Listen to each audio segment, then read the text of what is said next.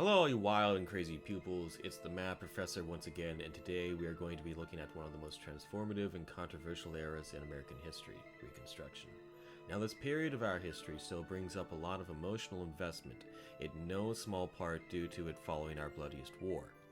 The aim to reshape much of the culture within the US after such a conflict and the gross mishandling of these changes by our elected officials during this period was bound to evoke strong feelings within many of the American populace.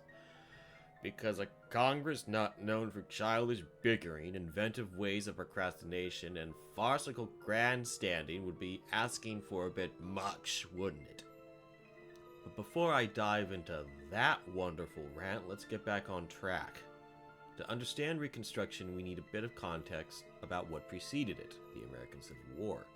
Now don't worry, we won't be going over the minute details of who did what, where stuff happened, and God only knows how many handkerchiefs would have been needed to soak up all the blood. But it is important to note just how much this war affected both North and South once Reconstruction began. If we're going to use some fast facts for this, the war was responsible for, conservatively, the deaths of 2% of the total population in the US during the 1860s. Numerically speaking, that was around 650,000 lives lost, more or less. And new research has been increasing that number to around 700,000 or 800,000. If this percentage was used on the current population here in the States as of 2020, that would be well over 6 million people, dangerously close to double the population of Los Angeles, gone. In terms of money spent on the war, almost 23 billion, I repeat, billion, dollars was used to fund the war. And this was the beginning of the wonderful, amazing, outstanding income tax. Because why would anyone want to take home more money for their paycheck? But you get the point. The war was costly in more ways than one. Not to mention that cities like Atlanta, Georgia, Richmond and Petersburg, Virginia, and even Washington, D.C. saw the war on their very doorsteps, on top of the hundreds of small towns forced to bear witness to devastating battles taking place all around them. So recovering from this cataclysm was going to be no small feat.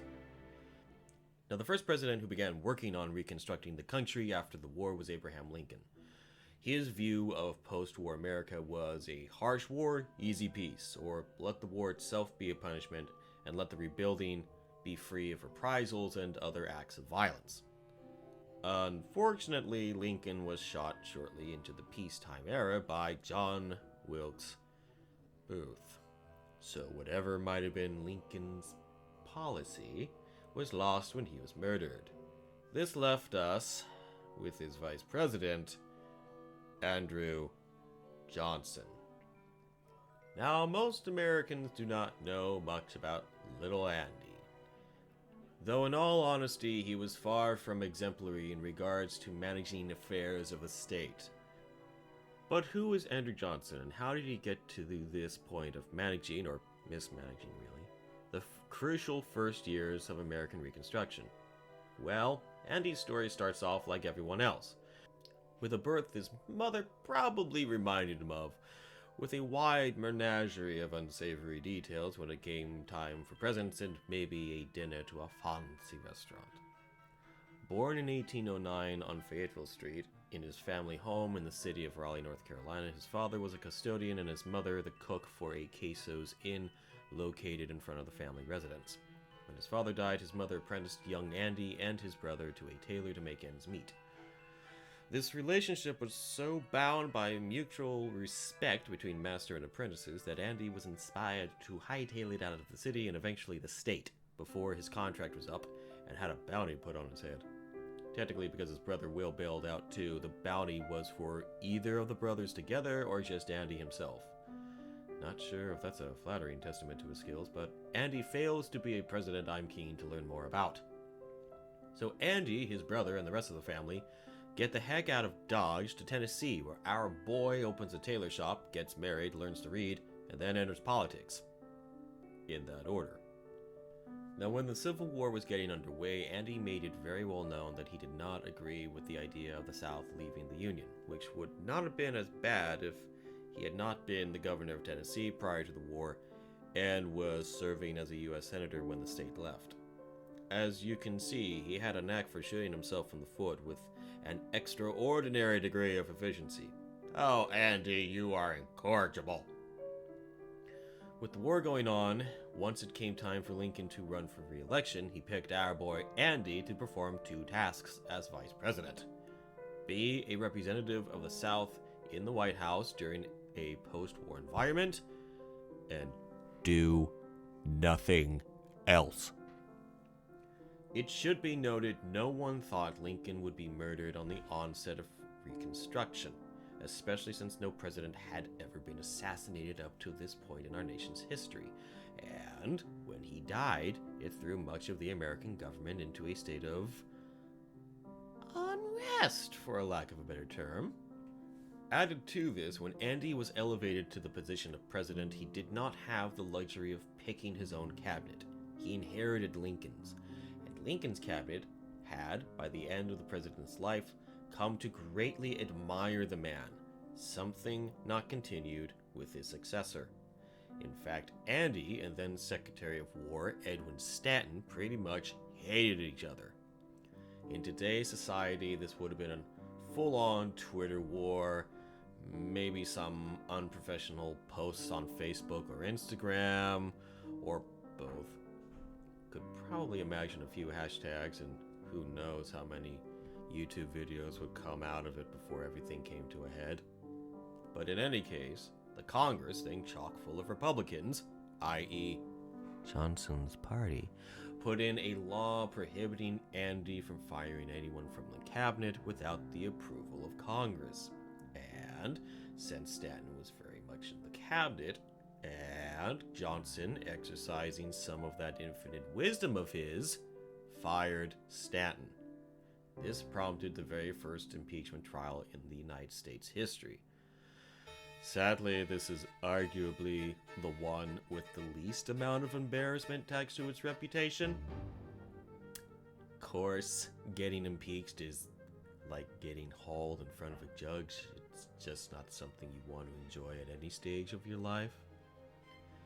And prior to this, we have the fact that Johnson not only vetoed the first civil rights bill in U.S. history, which would become the 14th Amendment, which we'll get back to in a minute, but this veto was overruled, something never done before in U.S. history.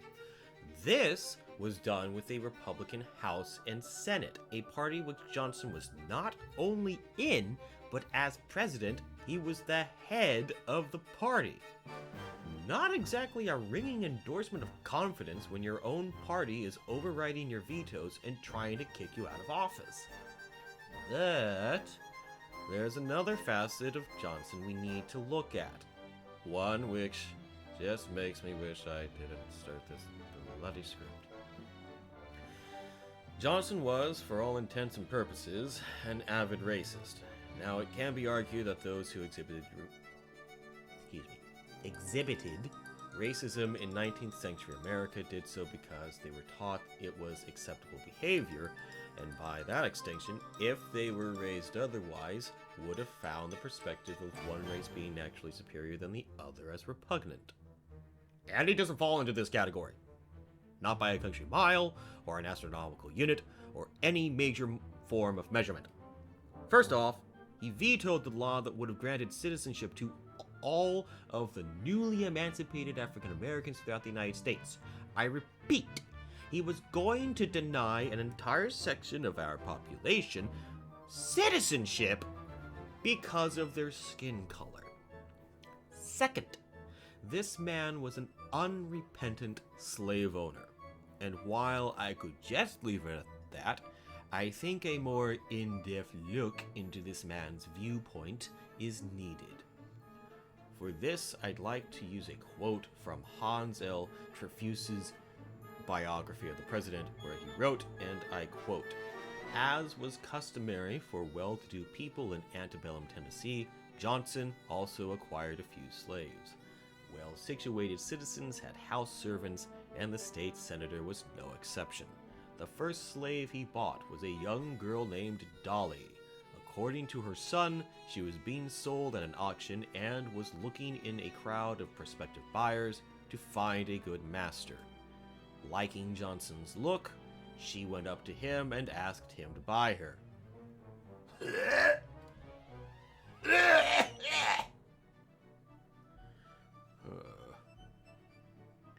He spent $500, or $16,936.63 in today's money for her, and shortly afterward also acquired her half-brother Sam, who survived Johnson. Well remembered as a dignified old man dressed in his Sunday best every Sabbath in a high hat and a black silk coat, Sam always took great pride in his relationship to Johnson. The same was true of Dolly's son, William Johnson, as he called himself, who recalled that as a child he was fondled by the master while sitting on one of Johnson's knees, with his sister the other. The future president would rub their heads together and laugh. His attitude towards blacks was no different from that of his white neighbors, who considered them members of an inferior race whose natural lot was out of dependency. End quote. Now, there's a lot to unpack there, and I think I need to see a priest to cleanse my soul. Probably a few, to be honest. While evidence seems to show that Johnson was not a violent slave owner, such as what can be seen in the accounts of Frederick Douglass, Harriet Jacobs, and Solomon Northup, which I say with great apprehension and concern, there was also no sign he shared Lincoln's view on fully integrating the country following the war, which does make me wonder what those first few days were like when the two shared the White House, but that's another matter. Given his views of the black community, efforts to undermine their rise in American society, and infighting between him and his own party, Andy didn't exactly do too well during his time on Pennsylvania Avenue. Of course, it wasn't the only problem we had going on at this time, because why would we want nice things? So it was during this period we saw the creation of one of the most well-known domestic terrorist organizations in the U.S., the Ku Klux Klan. The Klan itself began shortly after the war and comprised of many former members of the Confederate military. I say this because I feel much of what guided these men's actions was potentially from untreated PTSD, especially since we have seen in recent years many veterans experiencing difficult times readjusting back into civilian society after being deployed into combat zones for year after year. Now, before anyone begins sending emails to my department head or dean, I want to clarify a few things, so there's no question on what I'm saying and what I'm not. What I am not saying is that all former members of the Confederate military participated in such activities. Many just wanted to go back to their former lives and move on from the horrors they experienced during the war. And those who did participate were among a much smaller percentage of the greater whole. That not all veterans are at risk of similar violent tendencies from their experiences in the military. Many are able to process what they went through and express themselves in a healthy manner, usually with the help of those they trust and with some outlet for them to let out their thoughts and feelings in a conducive manner. With that part stated, it is also important to note the difference between understanding and justifying the cause of something. Justifying tends to give those involved absolution from what they did and remove responsibility for those they hurt in the process, which I am not doing. Understanding gives us any idea what happened with the intention of preventing it from occurring again. This does not remove culpability, far from it, but simply saying someone did it because they were some cartoonish villain is itself an immature method of looking at an issue and ignores the finer nuances of the situation. That all being stated, I think it's also important to clarify, not all members of the original Klan were from the military, nor was the Klan the only group active in the South whose aim was to undermine the rise of African Americans in the country. But There are literally entire college courses about this subject, and I need to keep this video on point. So, just keep this on the back burner, along with everything else on the back burners as we progress in our subject. I feel I would be remiss in my duties as an instructor if I didn't provide a full view of what the black communities were forced to endure during this period. This account comes from one of the primary sources provided for our course, and if you haven't read it yet, you should know it can get very uncomfortable with the subject matter, so be mindful of this before we look at what happened. If you want to take a look at the document for yourself, this can be found in the primary source titled First Class Men of Our Town. And if you're happening upon this video, you can find the document with that title in a quick search on the web. In this account, we see Abram Colby recounting an attack on him and his family on the night of October 29th, 1869. Colby. On the 29th of October, 1869, the Klansmen broke my door open, took me out of my bed, took me to the woods, and whipped me for 3 hours and more, and left me for dead. They said to me, "Do you think you will ever vote another damned radical ticket?" I said if there was an election tomorrow, I would vote the radical ticket. They set in and whipped me 1,000 licks more, with sticks and straps that had buckles on the ends of them. Question. What is the character of those men who were engaged in whipping you? Colby. Some are first-class men in our town. One is a lawyer, one a doctor, and some are farmers. They had their pistols, and they took me and my night clothes and carried me from home. They hit me 5,000 blows. I told President Grant the same that I tell you now. They told me to take off my shirt. I said, I never do that for any man. My drawers fell down about my feet, and they took hold of them and tripped me up. Then they pulled my shirt over my head. They said I voted for Grant and carry the Negroes against them. About 2 days before they whipped me, they offered me $5,000 to go with them and said they would pay me $2,500 in cash if I let another man go to the legislature in my place. I told them that I would not do it if they would give me all the county was worth. The worst thing was my mother, my wife, and daughter were in the room when they came. My little daughter begged them not to carry me away. They drew up a gun and actually frightened her to death. She never got over it until she died. That was the part that grieves me the most. Question. How long before you recovered from the effects of this treatment? Colby. I have never got over it yet. They broke something inside of me. I cannot do any work now, though I always made my living before in the barber shop, hauling wood, etc. You spoke about being elected to the next legislature. Colby. Yes, sir, but they run me off during the election. They swore they would kill me if I stayed. The Saturday night before the election, I went to church. When I got home, they peppered the house with shot and bullet. Question. Did you make a general canvass there last fall? Colby. No, sir, I was not allowed to. No man can make a free speech in my county. I do not believe it can be done anywhere in Georgia. Question. You say no man can do it? Colby. I mean no Republican, either white or colored. Now, if terrorist attacks wasn't bad enough, the state and local governments were more than eager to reinstate as much of the old antebellum America as possible. This was included but not limited to rigged voting tests, the Black Codes, which were the old slave codes but replaced the word slave with Negro, and the Grandfather Clause, allowing former Confederates to regain their voting rights but denying former slaves. As you can see, adjusting to the new norm was difficult for many in the former Confederacy. Finally, it is important to look at one of the biggest and most effective methods used to undermine the African American community during Reconstruction, and one that's been continued well into the current day: economic oppression.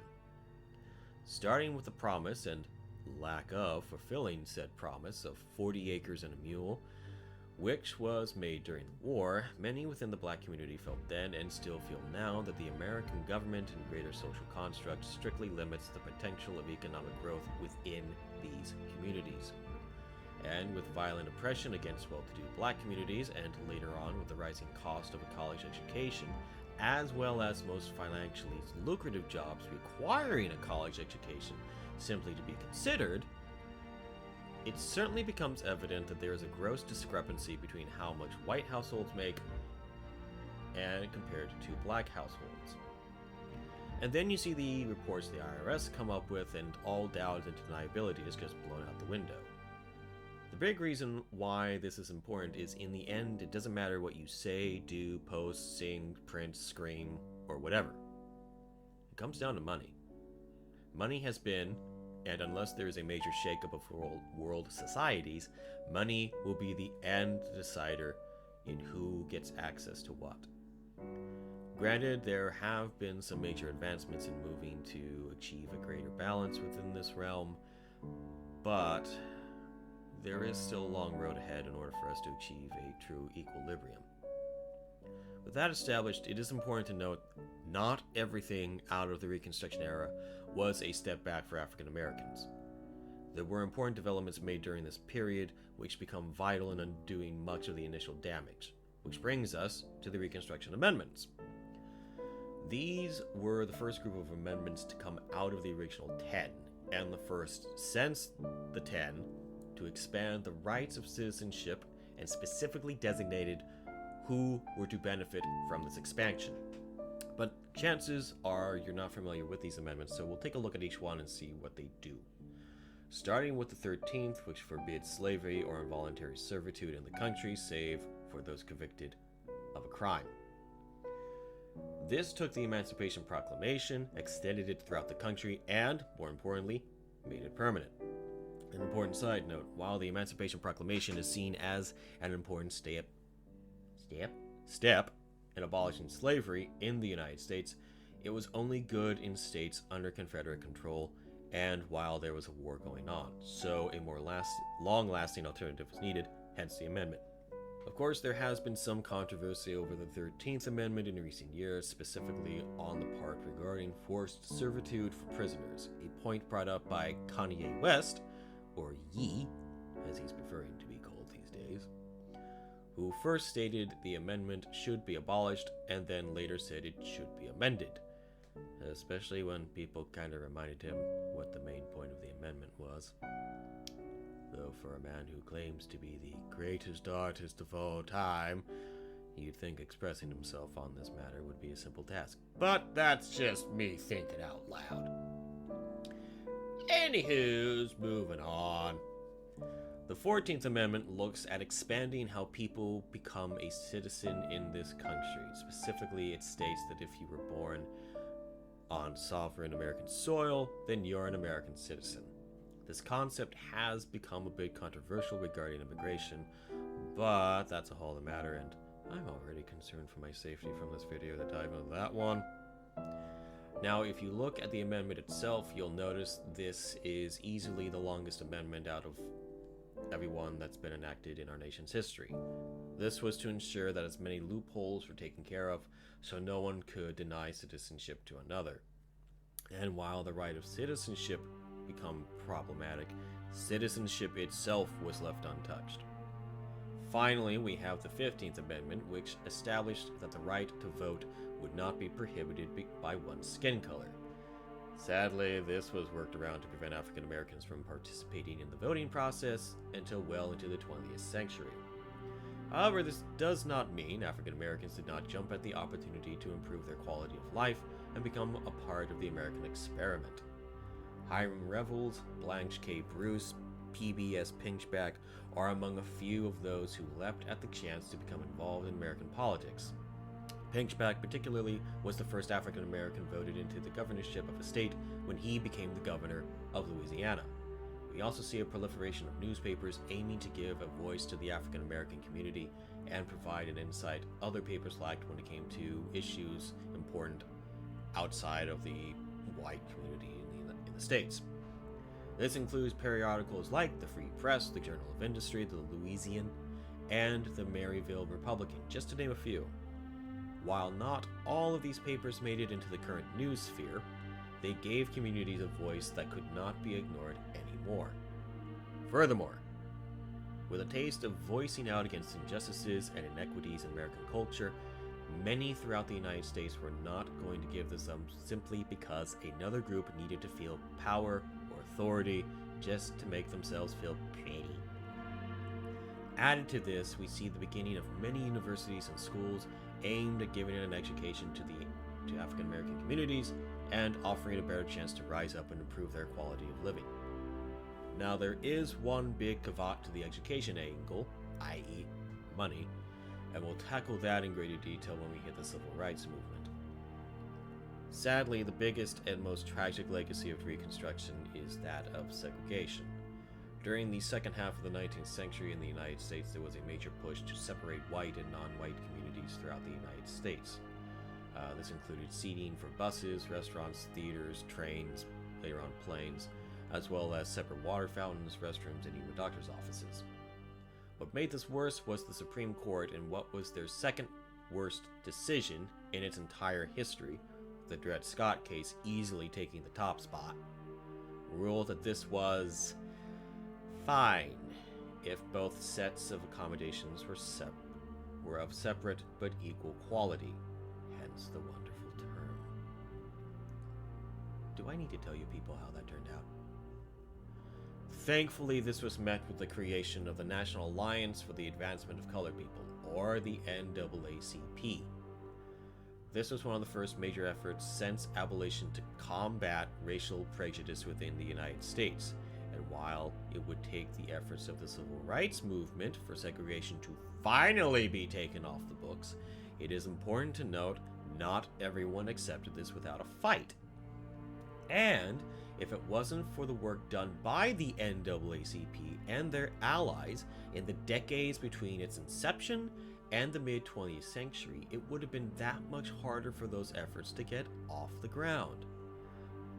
But those are the main points I wanted to cover for the video. I know there was a lot I wasn't able to go over, but this is a period of history covered by more than a few college courses, and so I had to kind of breeze through the gamut.